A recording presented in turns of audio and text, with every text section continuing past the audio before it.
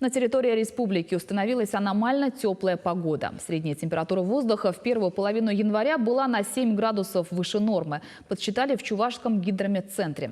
Сейчас регион находится под влиянием большого циклона, поэтому в ближайшие 5 дней будет также тепло.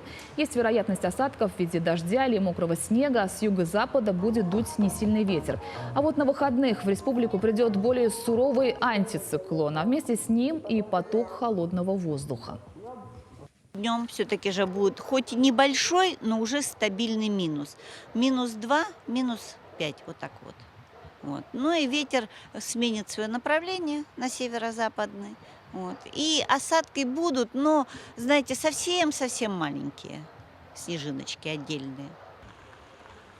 Есть вероятность, что самыми холодными месяцами будут февраль и март, но делать более точные прогнозы пока рано, подчеркивают синоптики.